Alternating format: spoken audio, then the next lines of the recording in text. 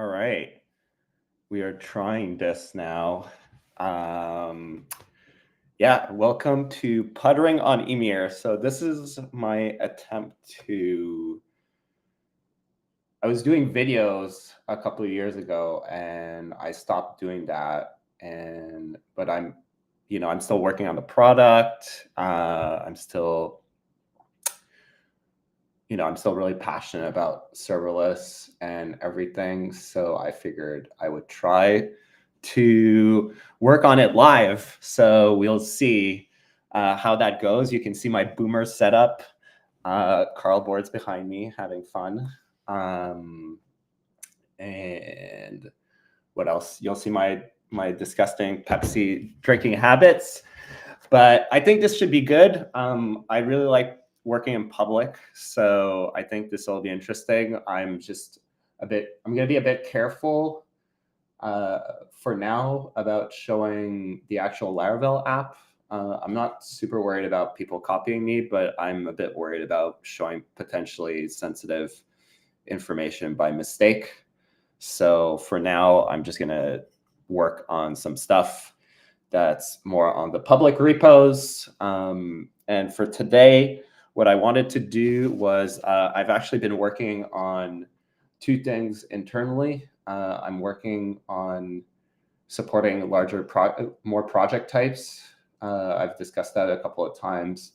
I'm working on Radical, which is almost done, but really odds are pretty good I'm going to support Laravel next. So I'm just like getting ready for that internally. But for now, I'm working on Valkey. I started a few days ago, and there's a few things that I want to change. So we're going to take a look at that today. So the first thing that I'm going to do is work on the SDK. So with the SDK, the reason I built the SDK for people that don't know is initially I had a couple of customers that were really interested in building something with Ymir as the backbone. And even I kind of got interested in that. So if I ever do kind of something like Laravel Cloud, not Laravel Cloud, but Ymir Cloud, it would probably be a separate Laravel app that interacts with Ymir itself. So there's a couple of, so the SDK is kind of useful there because if you want to build a platform that uses Ymir to do serverless products, like I'm thinking like WP Cloud, it's really, the SDK is going to be your kind of like entry point into that. So it's also kind of weird looking at myself. I'm making sure that the stream's working, so it's kind of weird looking at myself. And I'm a bit sick, so I'm sorry if I'm coughing. Okay, so to start, one of the, I noticed this right away, but Laravel 12 came out yesterday, so I'm just going to add Laravel 12 as a dependency for the SDK because I love Illuminate collections. If you've never used that, this is like the GOAT of packages as far as I'm concerned for PHP. Adam Watan did this book. I think it was called Refactoring to Collections. I mean, now he just does Tailwind all the time, so people forget that. But that book was amazing. I even wrote an article on not using arrays for each loops, kind of. So yeah, I copy the code and the Ymir plugin has a copy of the collections, like a basic copy. But if I can use Composer, I always use that. So we are just going to commit that in. So if I look, so I'm always doing conventional commits. So if you don't know what that is, it's just a format of doing commit messages. So you always say, okay, what is it about? And then you do a short description after. So I'm just copy pasting for just keeping things standard, which my OCD brain, I'm not very OCD in real life, but for coding, I am super OCD. So I copy paste a lot of stuff. So we're just going to add that in. And that was like a simple thing I wanted to check. We can push that up. We'll see if it yells at me for some reason. And oh shoot, I didn't even share my screen. Oh my God. So yeah, there we go. First mistake already. Fix your hair. Thanks, Paul. But yeah, I didn't even show my screen, so we're good. We're at a good start here. So basically, I just added collections here, and it's just this was missing. So this is great. So the larger thing that we need to do today on the SDK front is with the support for Valkey. So if you don't know what Valkey is, Valkey, basically Redis had a fight with like, I think, I don't even know I don't want to get anything wrong, but basically they forked. Redis got forked. I think most of the open source maintainers kind of left and they started Valkey, and now AWS supports it. So with Valkey, the big advantage here is that it looks like AWS is just going all in on Valkey. So there's an advantage there to supporting it. But also there's just a cost advantage. I think it's at least 20% cheaper. Like you're now looking, you can have like a basic Valkey cache for I think $6. So really, really interesting. I had a customer ask about it. I know that in the Laravel, also the Laravel Vapor group, they wish that it was supported. And so I basically started looking at it the other day. It doesn't look too complicated. So I already did a lot of the work internally. And I figured this was a simple thing to work on today. So we can prepare the SDK for supporting that. So for here, all we need is the engine. So what it's going to be internally to AWS, they basically use engine to determine the type of work that the type of cache that you're using. So it's either Redis or Valkey right now for those two options. So we just need to update the interface, which I just did. You add string engine to here and down here, and this needs to be added as well. So you can see Copilot going in and doing that as well. So I'm sorry about that. Yeah, so we're just going to add that. The only thing I don't like right now with the SDK is personally, I don't have as much experience managing, like this would be considered a breaking change here. And I'm not gonna label it as such. So I'm kind of failing at the, oh my goodness, I'm drawing a blank, but basically proper versioning. And this is something I'm going to think about more once I thought I was still doing like 0-point releases. But actually I decided to do a 1.0 release a while back. So because of that, this would technically be a breaking change. I'm going to leave it at that for now, but I'm not super happy about it. But because I'm the main consumer right now of the SDK, I'm kind of okay doing that for now, but it's definitely not something that I'm keeping on my radar on how to design this SDK as the API, because it's just a wrap around the API.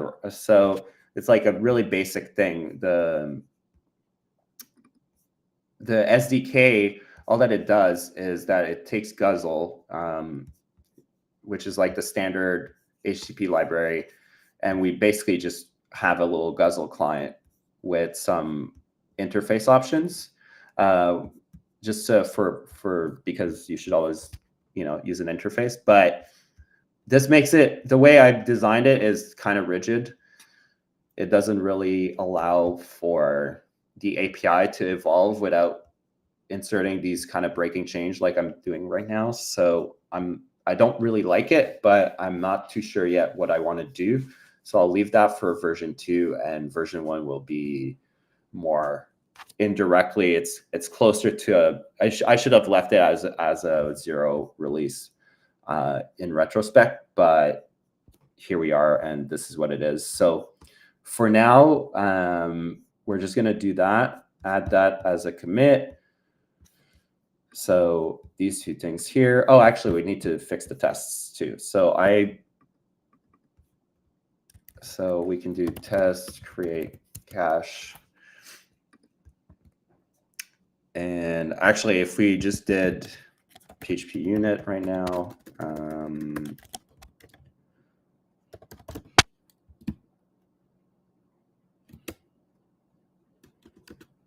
yeah, so see this fails here.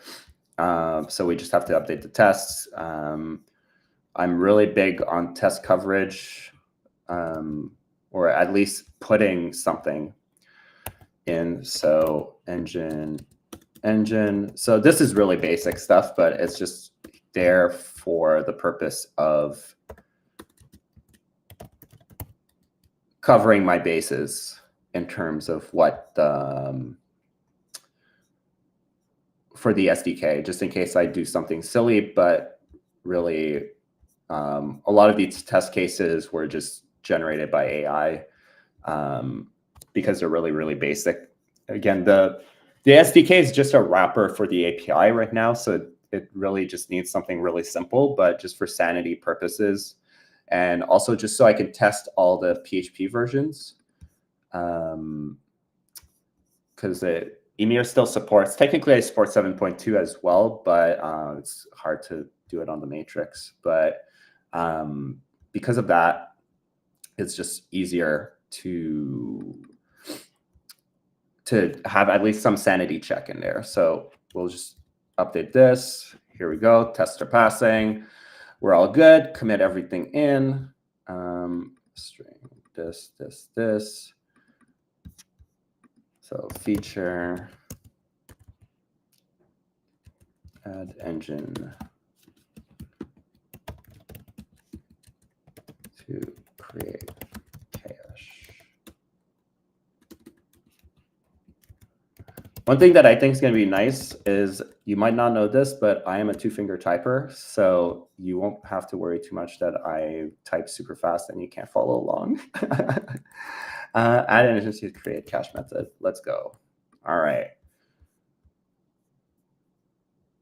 So let's push that up. Hopefully I don't know exactly how switching those screens like work. I'm also not sure like how my work setup translates to actually live streaming. So that's another thing that I'm wondering about. But for now, the best thing to do is always to start. So we're going to open a new window, go to SDK, just check real quick that everything worked. And then once that's done, we can move on to the next thing that I wanted to cover today. So I'll start setting that up right now. So the other thing I want to do today that's much more interesting is we're going to look at the CLI. So let's just open it in this window. So I did a big refactor of the CLI recently. I shared it in the reports. So I added support for project types, like a good foundation for project types, so that I can add things like Laravel in the future. So because of that, I was able to add a lot of tests, but I'm really not happy with testing on the CLI. So I figured today we could play around with AI and see if I can get anywhere with it. So because the only test that I've had done so far is this delete environment command test, which was done. There was somebody that came and made a commit and basically added that in, but it's still really basic. So there's a lot of stuff missing. Like the CLI is very big. And it's kind of interesting, like from a design perspective. Okay, we're all good here. So this is great. And yeah, it's kind of interesting from a design perspective. There's just not a lot out there on how to design like a command line tool that's quite large and complex, basically.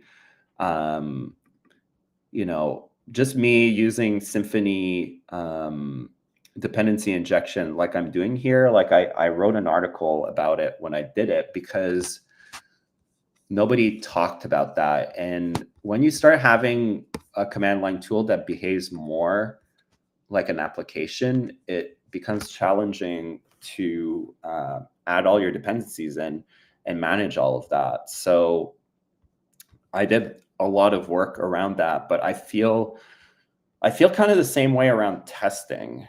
For testing, you're kind of limited because you have to simulate kind of key presses and inputs. It's kind of happening here, right? You do inputs, and you assert if it deletes the environment, but it's quite complex. And I'm wondering if there's a way to do that better. And we're going to see if I can get AI to get me anything here, because it hasn't been the best for me for that stuff, but it's usually not a bad starting point. So I figure I'll try it out with my Boomer AI workflow, because I'm not using Cursor or Aider, or I don't know how you pronounce that one, but to do stuff. But my goal is to try to figure out a way that I can get these tested, especially the more complex one, like the project initialization command is quite convoluted. And if I want to ever refactor it, I need to have some solid testing in place, just so that I have some confidence that I'm not breaking things. At least it's not as bad as the Ymir application itself, but where I do a lot of testing and I'm really always scared about that. So, you know, the test suite for Ymir takes about 16 hours to run, but it gives me incredible confidence in the ability of the product to work and not screw up your installations or your deployments. So it's really useful, but here we don't have a lot. So so I figure we'll try to see if we can get ChatGPT to get us something useful. I'm using mostly ChatGPT. I'm not paying for Claude. So I will try with that and see how far we can get. But like I said, I've had mixed results, but it's usually not bad to get you started. So the way we're going to do it is, okay, I already have a repo mix output, but I'm going to try. There was this article. Let me bring it up here. I shared it in the report, but this my LLM CodeGen workflow. Like, I've just really enjoyed reading that, and there was some useful tools here for that. And I'm trying to apply some of it myself. So, so we're going to try to do something like, where's the refactor stuff? Non-grief fill in. So we're going to repo mix the SDK back in. All right. So this repo mix is great. It generates everything. It generates all the tools, all the files into something that ChatGPT can understand. And then we're just going to feed that in and see what happens. So projects, Ymir CLI. Where's the repo mix? Oh, I'm in the SDK. Wait, I didn't do it the right.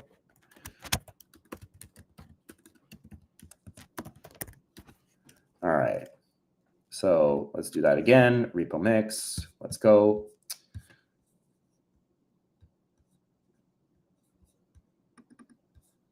All right. So this one's not too big. It shouldn't choke on it. Let's try to tell it which method I would like to, like, maybe something simple, like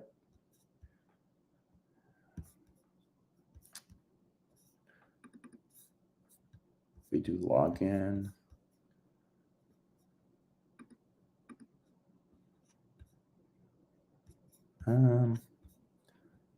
Let's continue with the cache stuff. So let's do,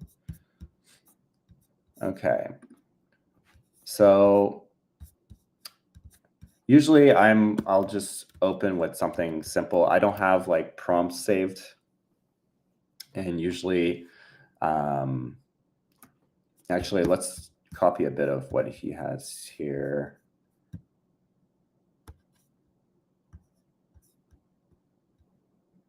Oh yeah, no, this is just to write all the missing tests. Okay. I need to add proper testing to this code base. I'd like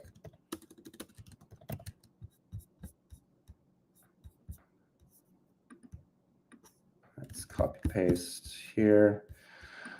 I'd like to start the create cache command class. You can look at testing, but I'm open to other methods of testing. The main thing that I want is that what is really important is that I have to be able to swap in mocks of classes such as the API client.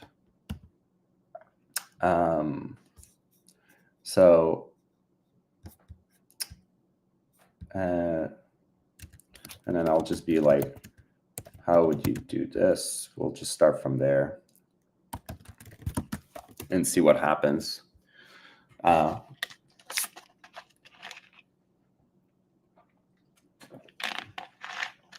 yeah, I always start usually feeding it something like this and seeing what it comes up with.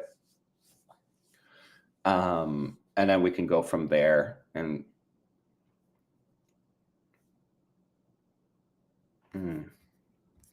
yeah, I don't.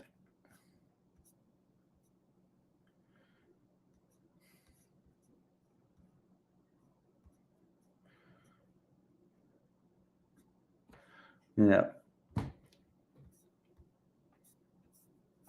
Okay.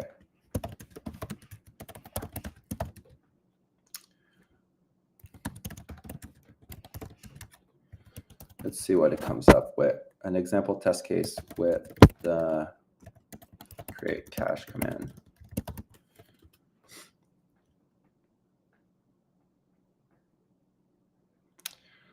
But yeah, so that's been my experience so far. I know that like with Aider and whatnot, you can like set up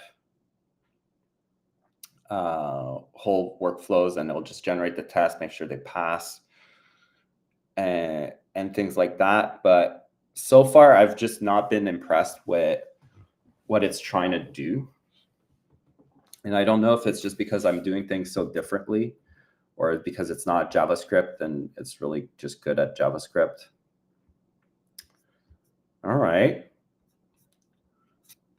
Let's copy this and see what happens.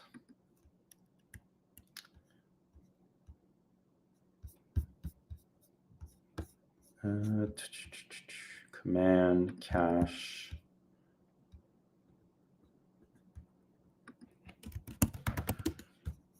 Oh, no.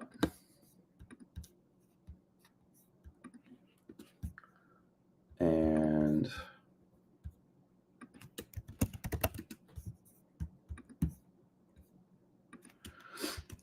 create cache command test.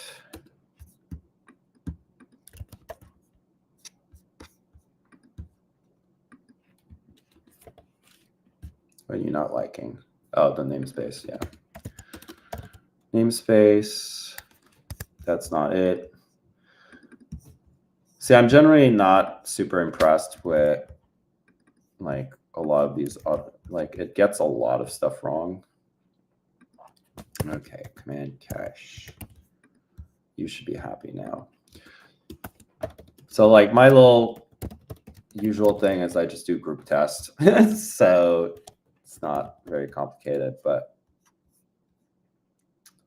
please authenticate. So see, already it failed at mocking that, but let's see what happens if I feed it this basically. But that's been my experience with complex code bases, especially some that don't use established patterns that so I just give it a the screenshot with the error usually. I got this error. We're not checking. We're not simulating. Logged in state. Again, the point today was just to explore this. Like I said, I'm not convinced right now that it can do what I need it to do. When I did the refactoring for the project types, I think it got about 15% of what it needed to do, even with the entire code base and doing one question at a time.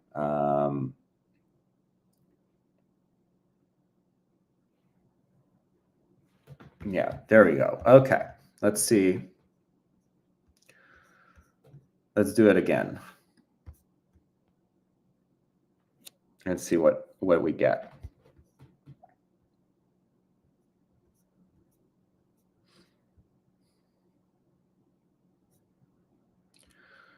I need to tell it to not put all these comment blocks. Very annoying.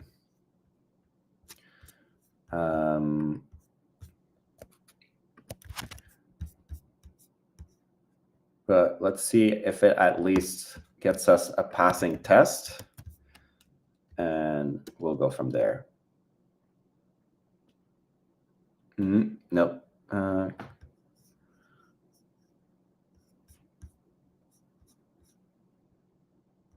Why is there? What is it? Oh. Almost zero. I basically committed this before. The embarrassment. I'll have to fix that. But okay, here we go. So it's still not working. Meta name not configured. Meta name is not configured.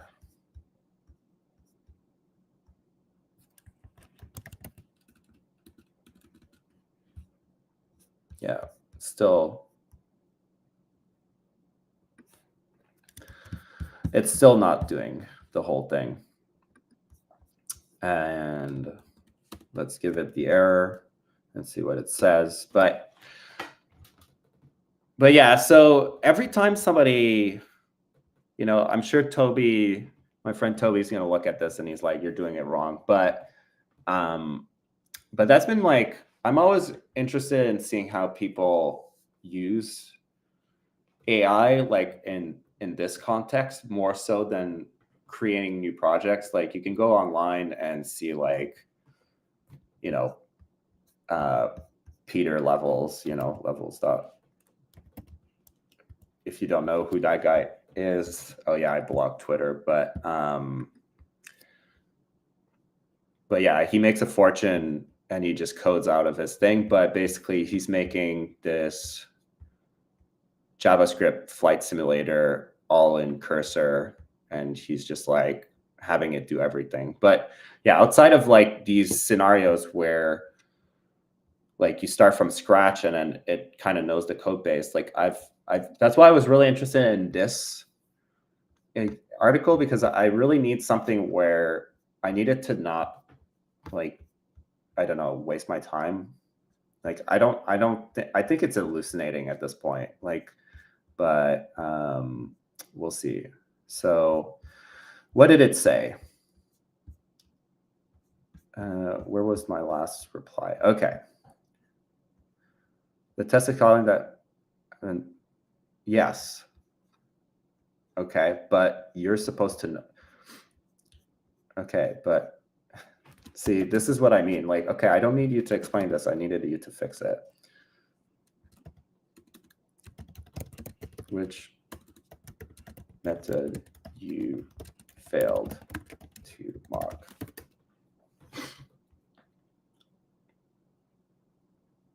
I'm going to blame it, you know, but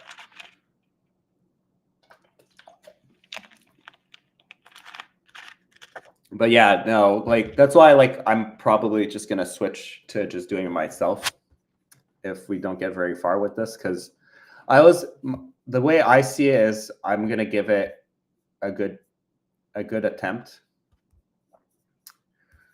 to try to figure out what's going on. But I haven't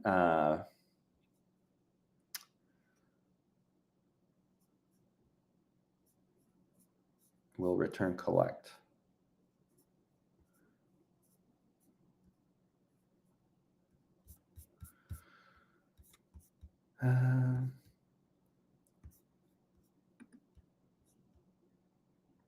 Except we return.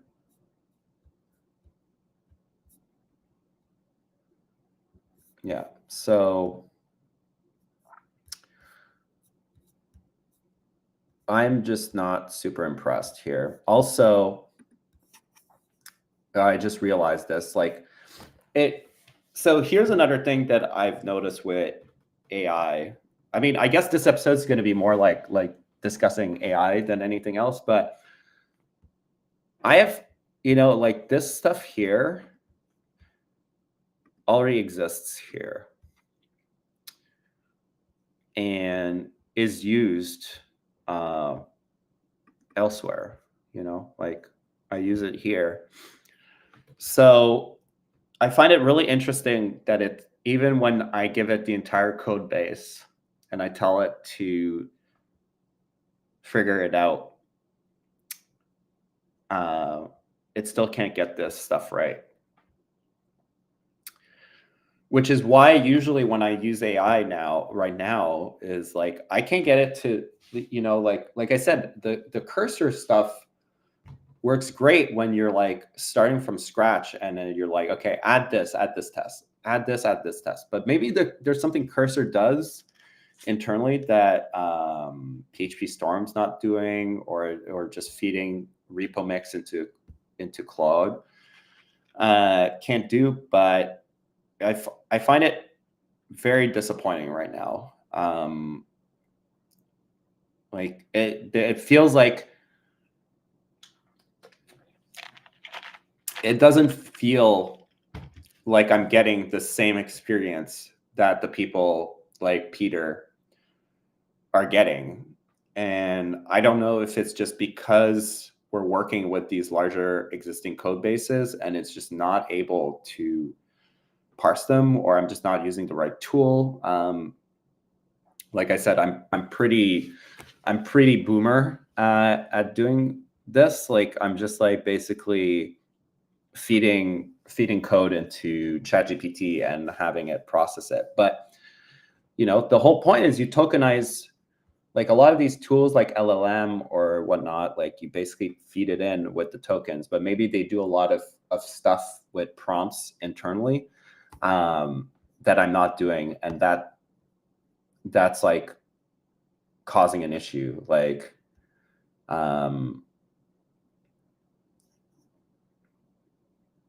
yeah, so it's really interesting. So I'm not sure if it's a problem with me not prompting it well, or if it's just a limitation of the models, because like I said, it seems like my experience doesn't match what I expect from these language models, which is unfortunate. But like I said, I still, like, I talk a lot about it, and I've applied to talks on AI. Like I still use ChatGPT. I kind of closed the projects window so you can't see, but I use it like all the time. But I use it more as a pair programmer slash like code designer than as somebody that can write code for me, because it's just doing such a poor job at it. Like really, we just need to use API client mock here, CLI, you know, use CLI configuration mocks. Like I just use mocks to do all this I use traits to do a lot of this boilerplate stuff. And like I said, you don't get the same thing from ChatGPT. It can't pick up on that, which is really confusing to me, because if you're going to give it the entire code base, undefined class, why is that? Project configuring. Okay, I don't know why you didn't like it, but it's really interesting for that. So what we're going to do is, I think I'm just going to go back and we're going to scrap this, and I'm just going to start looking at how to do this. But actually, I want to go to, let's go back here and try something else just real quick. So we're not going to give it any code, and I just want, I have a symphony, I have a complex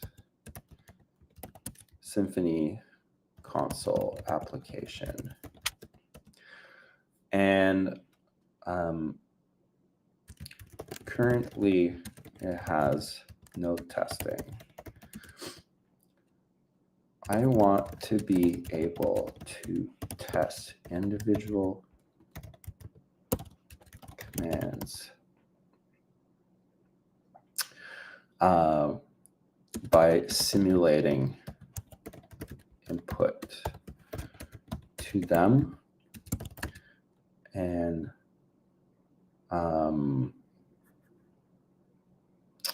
validating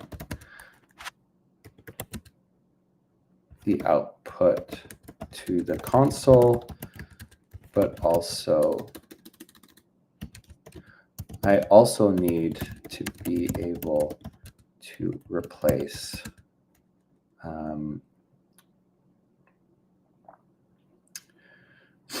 I need to be able to replace class. I mean, I don't know. Can we do so create cache command caster just uses that, and oh my God, actually, like, see, it added SSH executable, and you don't need SSH executable with this. So yeah, it just flat out hallucinates. Like it just flat out hallucinates stuff, even with the entire code base, which I find really, really problematic. Like everybody says it's really good now, but even when I send it the entire code base, like I was trying to have it do stuff. It was really funny. Like when I was writing the tests for the project types, I really tried to have it write this entire test suite, And even though the class was named Bedrock type test, it was the opposite. I was trying to do radical. So even though I had radical project type test, it kept putting everything as Bedrock. I couldn't even get it to stop hallucinating. I was like, it's not Bedrock, it's radical. It's not Bedrock, it's radical. It's not Bedrock, it's radical. It would just hallucinate all the time, which is like really bizarre to me, that it can do that it keeps doing that. So again, like, is it a problem with me? Potentially. Again, like I said, like it's really hard to demystify or to get a good feel out of this stuff. Like I feel like for existing code bases and AI, I've just not seen anybody kind of tackle it in a way that's really useful. But so here it's hallucinating. So it's just like wrong. So I'm going to go back and use it the way I prefer to use it. So it'll give you a bit of an idea more. So usually I just start with a blank, something like this. So I want to test individual commands by simulating output to them, validating the output in the console. I also need to be able to replace I don't think that matters as much because, like I said, if we're doing the command tester, we can just like give it the command. But there's still some stuff maybe that we can help with dependency injection or whatnot.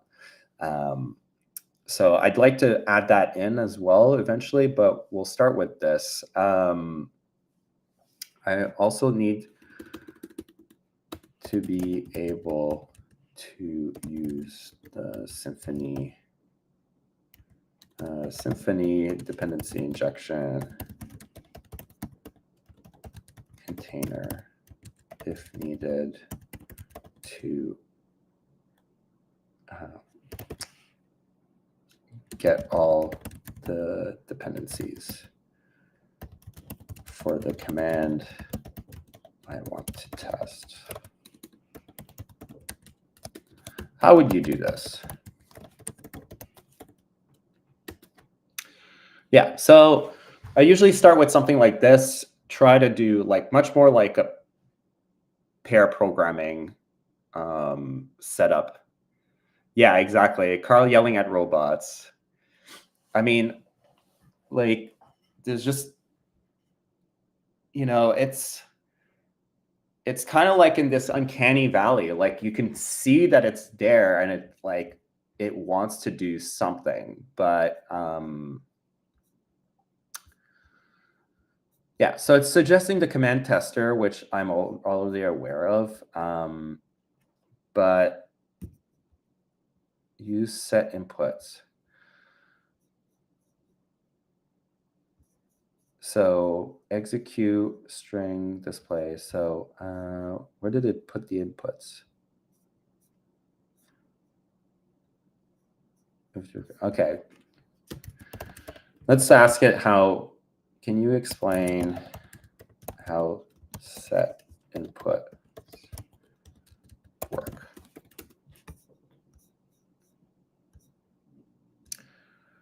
But basically it's telling me what I've done already. So not super useful. Usage intent. So this would be first answer, second answer. So basically, yeah, so it's very similar to what I've done before. So we can try, you're so funny with your SSH executable. Okay, let's get rid of this.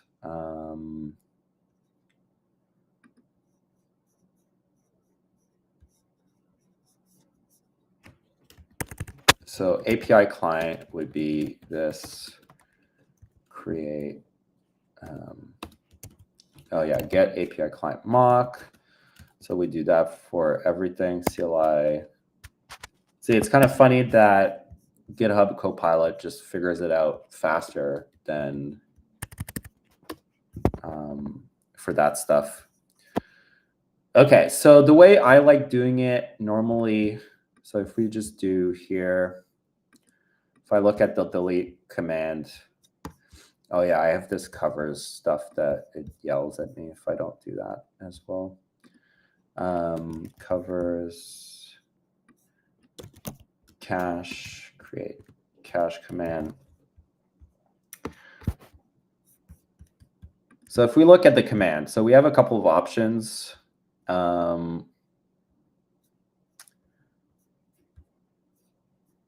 But let's start. So first of all, we could do, everything's optional right now. So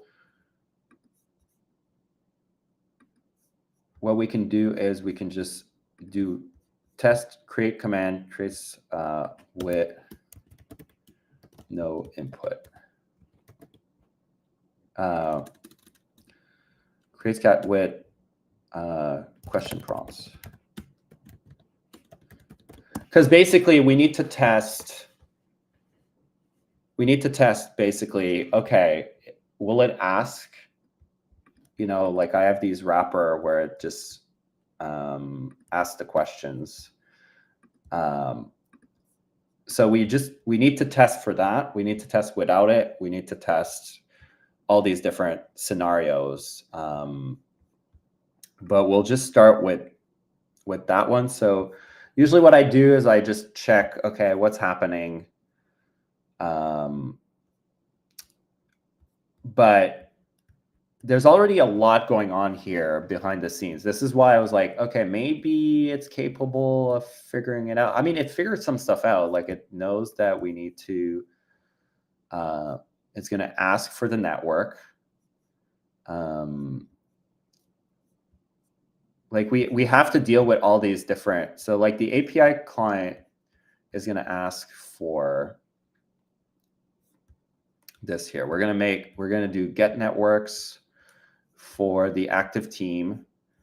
And then we need to look at, so see, these are all scenarios that I need to test, and I'm not like, you know, like if we don't have a network, it should prompt you, you know, like, would you like to create one first? And then if you say no, it should cancel. So actually, let's try to go for that one. That might be a bit simpler, because getting the full flow is gonna take forever. I'm just gonna comment this out for now, but cancels command if we have no network and we refuse to create one. Again, I do like really long expressive test names, so I don't have to figure out what the test is about. All right, so if we just go through the flow of things, okay, it's going to ask for the name, so we have to give it a name. I'm just going to bring up the delete environment variable command 2. Oh, this asserts deletes environment. So basically, I did a method. Woo! So this get API mock client.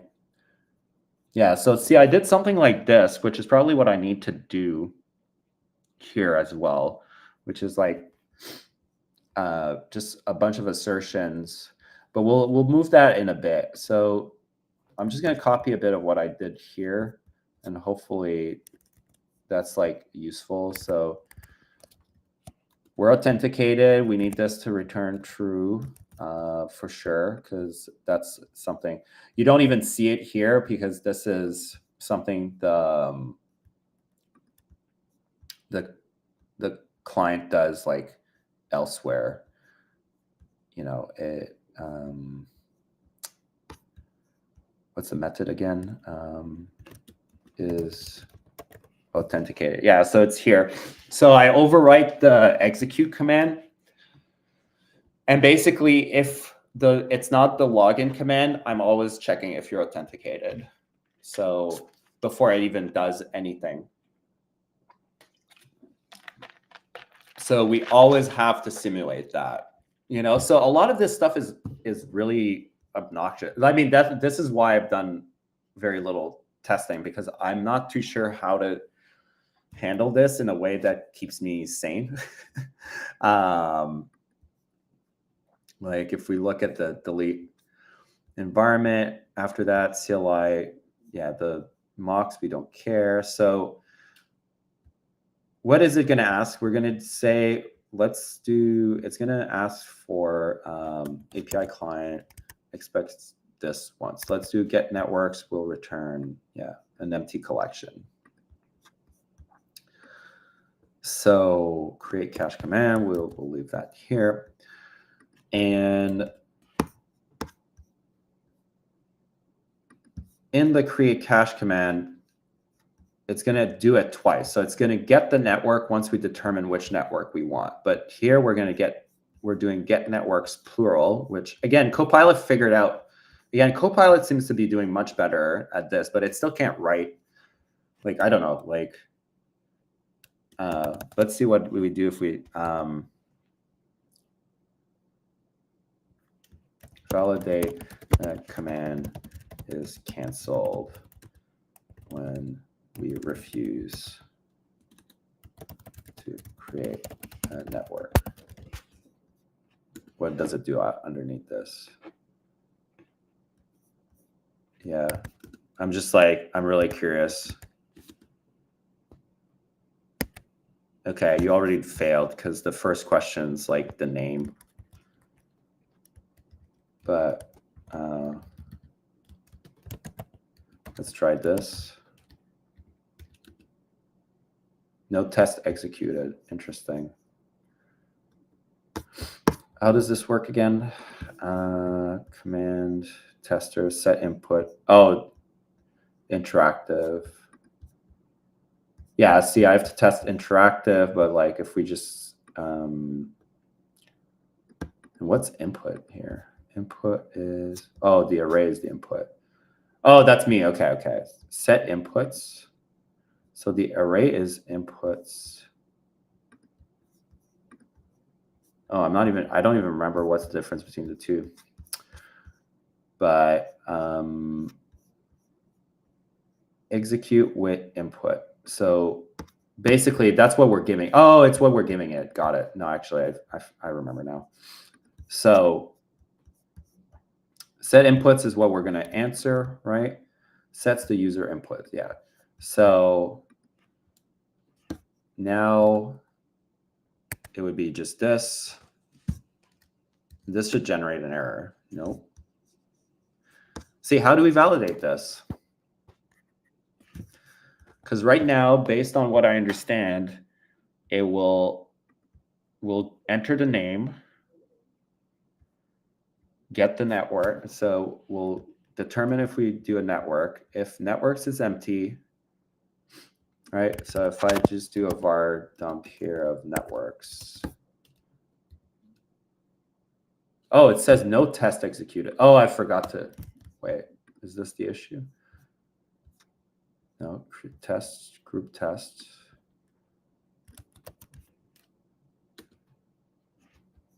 Okay, we got it. Okay, cool, perfect. Oh, okay, so this is good, actually. We're somewhere because this is what we expect. I'll just spread this out a bit. I'll need to format this, but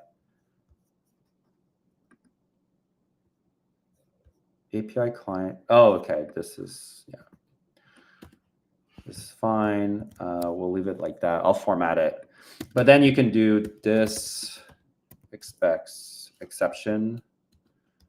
And then you can be like command cancel exception class. And this should pass. Yeah. Okay. So yeah. So we're somewhere, but we're not like, the disappointing thing is that it didn't really find me anything useful. So I'm basically at the same spot that I was when I built this test suite a year ago. So I'm going to have to take a look at things and figure out a way that I can standardize or make a lot of helpers around this stuff because it's just really convoluted to do. But like, but we got it. The names here is a bit too. So test what we test cancel command if we have no networks and we refuse to create one. Good. That's the test. Okay.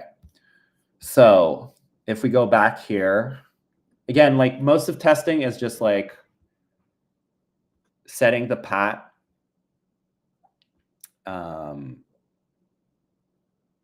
and seeing what happens. We like to proceed.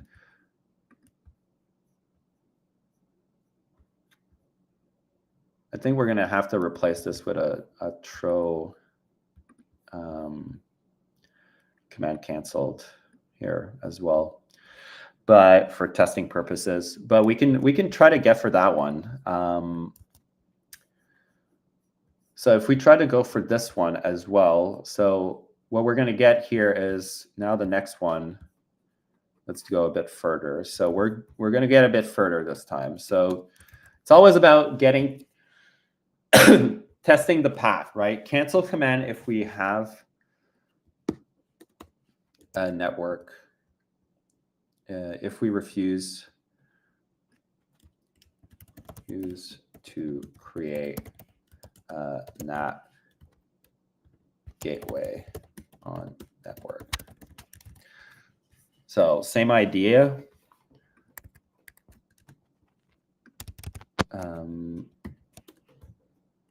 We're getting the networks, but now this time we're going to return one. So again, I'm trying to remember exactly the format, but we can just be get network returns. Yeah, it returns just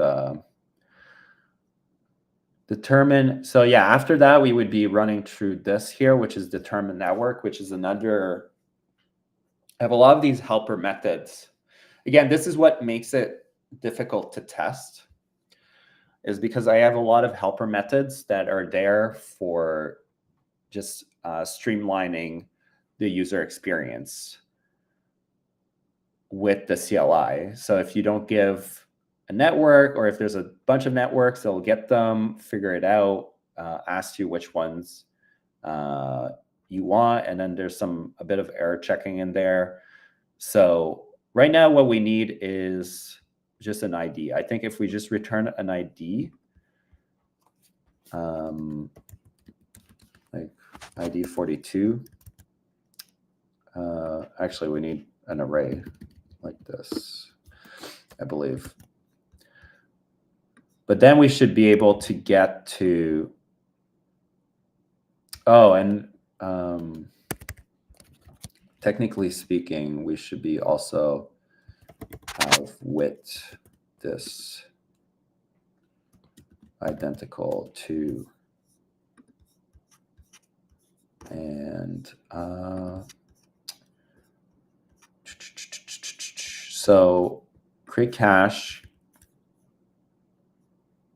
determine, and then we get CLI. So this one, we will get active. So the CLI configuration should expect,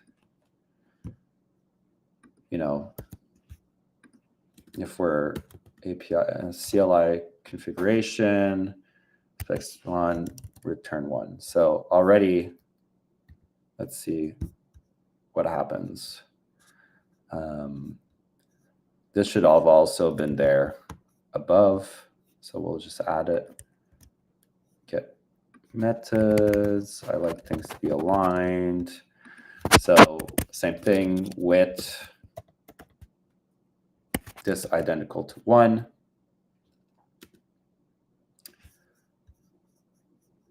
Get team ID. Active team ID was not expected to be called more than once. Yeah, we can do any for now.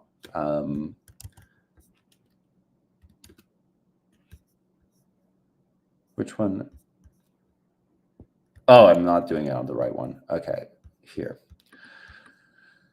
Any. And if we return, yeah, get networks one was not expected to be called more than once. But yeah, it's the same thing. We need to, like, normally I would say, okay, I need to figure out how many times. Undefined array name. Okay, we'll give it a name. Let's just see how far we can get. Like foo. Undefined array region.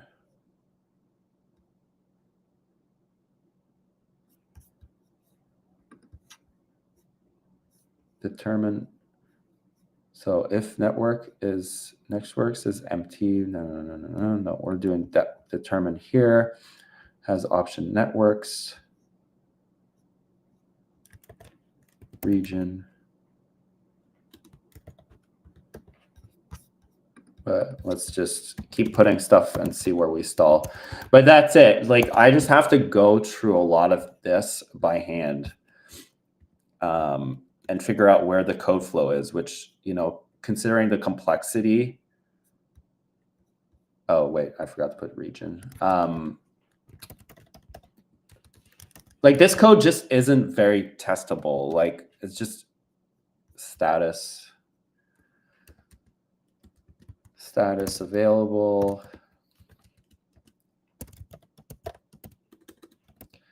And I think this is like a problem with CLI tools as you like was aborted.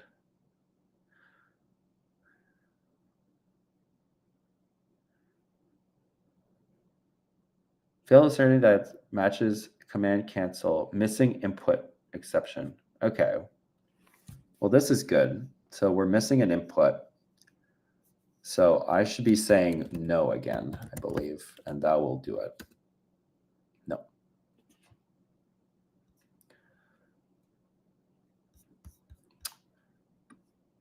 But yeah, no. So a lot of this is like really tedious. And I was really hoping that maybe ChatGPT would come in and have some brilliant way of doing it, but it's really not. And that was like the thing I want. I'm gonna probably wrap up here for like this first stream, but this was like the first thing. That was the main. There was two things I wanted to do today, which is like get ready for Valkey. This is gonna come very soon. I still have to work on the. I'm still working on some stuff on the admin side. You know, this is missing in the admin, but like one of the challenges that I have right now is that I have these cost estimates with, and I want them to update. So I'm working on that right now, and I think that's pretty much the last piece missing for Valkey support. On the infra side, like it's already all there and ready. So it's just a question of, I really want these prices to update. I don't know. Maybe I shouldn't even put them there, but they're there. I find it's a bit useful to have them. But for now, yeah, they're not updating. So like that's the main thing I need, is I needed to remember, let's say we find a MX, you take a M5 X large, and then if you switch between Valkey and Redis, it'll just change the price here. All the data is there, but this is all Livewire, so I just need Livewire to update this select. So I don't think that'll be super hard to do. But like I said, I'm not going to show the main Laravel application quite yet, but that's like kind of what's missing for Valkey. So like I wanted to show okay, what are we going to do for the SDK? I mean, once the SDK is updated and a new version is ready, I need to come here and update this here and say, okay, minimum version is now going to be like 1.30. Like I said, I will probably need to do a SDK version 2. It's an interesting challenge developing the SDK. It's not something, I mean, I'm doing it the way I think that makes sense to me. Like, it's just like, okay, it's just, I want methods, I want interfaces and things like that. The problem, like I mentioned, is that it's not that simple for updating your API. Like, it's hard to like, without making a breaking change, like the way I set it up. So because of that, I'm going to have to rethink that when I move to version 2, because yeah, I'm not happy that it's not doing proper semantic versioning. But like I said, I'm the only one using this SDK at the moment, so it's not the end of the world. Like, initially, all the SDK was code that was inside the CLI, and then I extracted it so that I had some customers that were trying to build platforms with Ymir, and those aren't customers anymore. Basically, like, one was a startup, and I'm pretty sure the startup's dead, and the other company just ended up going in another direction entirely. So, and not doing anything serverless at all. So it was just, but that was why I did it. But yeah, I think if I started working on something like Ymir Cloud, like, I would get to version 2 and really think about how can I make this extensible, make the API extensible, but without breaking the SDK every time I want to make changes to the API, because right now that's what's happening, and that's poor design on my part. Yeah, so that's it. That's like the first, that's my first attempt at doing a live stream. I will probably try to do this. If I do, I'm going to CloudFest next weekend, so I won't be here. Like, the next 2 weekends I can't do it, but I will probably always be on Sunday at 2 p.m. Eastern if I do it. I think there's something useful here, but I just have to get comfortable. I'm already impressed that I managed to talk for this entire time, so that was really good. But yeah, I don't know if it's entertaining. But step 1 is always just do it. So here we are. We did it. I don't know if my like crazy work setup also is obnoxious for people to watch, but I basically don't have multiple screens. I work off my laptop because I used to travel all the time. So I just have no external monitor set up. So switching between the desktops. Oh, thanks, Paul. Yeah, so I think it's entertaining. I have a lot of commentary on development anyways, so it's just a way for me to vent about AI and whatnot. But yeah, it's really interesting how to test CLI tools. Like, just as a wrap up to this, like, I think it's one of those things that just doesn't get the same attention that other browser testing or whatnot, because most people aren't developing command line tools. But the thing that's frustrating as somebody that's building a developer product is that command line tools are very important for developer products. I'm really, I can't even use, what's it called? It's not Tailwind. It's like Tailwind for consoles, PHP.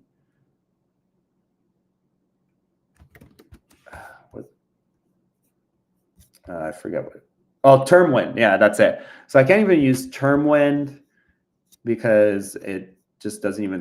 It's like PHP 8.2, which is like, but I'm always like really interested, like, what do you call it? Laravel has a bunch of helpers now to like make prompts and like really nice prompts. Like if you see like their starter kit prompt, it's got like bubbles and stuff. It's really nice. And it's really good to think about CLI tools as a kind of like application with user, when you think about developer experience and things like that. But we haven't made it really easy to test that experience at all. Like, as you can see, like I have to like basically simulate every input.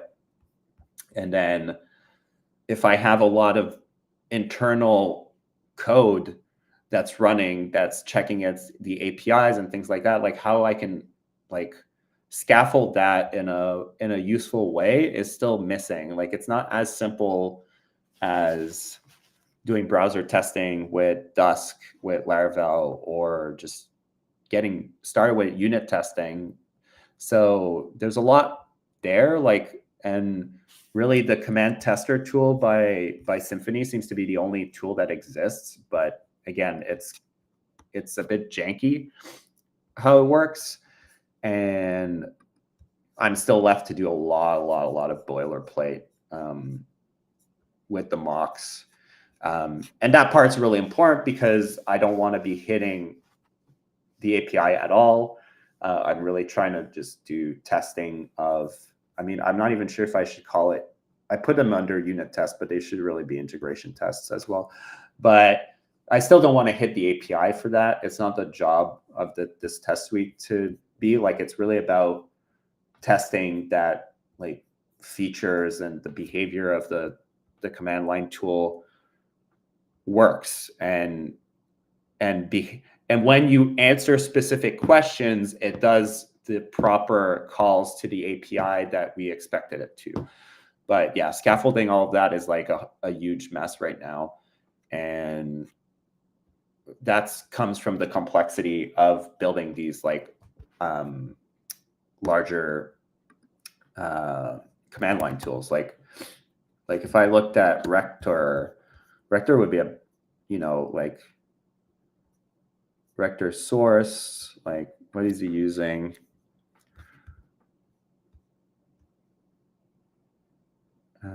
Tracy. Yeah, I might look at what he's doing, but I'm not even sure if he tests like his end-to-end test is just like, yeah, I think he's just like testing that he applies stuff.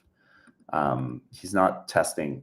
Yeah, so it's really hard. Like basically, I don't know. I mean, if anybody ever listens to this, I don't know how many people are going to actually listen to this, but like if anybody knows a better way to really do like serious command line tool testing, I'm all ears for that, because like that's the main reason I haven't. And I think it's really, it bothers me a lot that I haven't done it. Like, again, like the whole point of this podcast is basically the reason I call it Puttering on Ymir is because that's my favorite article is called "My Product is My Garden," and I'm just using that as the inspiration for the stream title. But basically, I just want to putter. I want to like improve this, and I'm not sure how to do it because it's so janky. So we'll get back to it on another episode for sure, because I want this solved and I'm really not happy. And what the things that I'm not happy about are usually the things that get worked on when I don't have any client requests like the Valkey, or I'm like not trying to like push this large change like the project types. All right.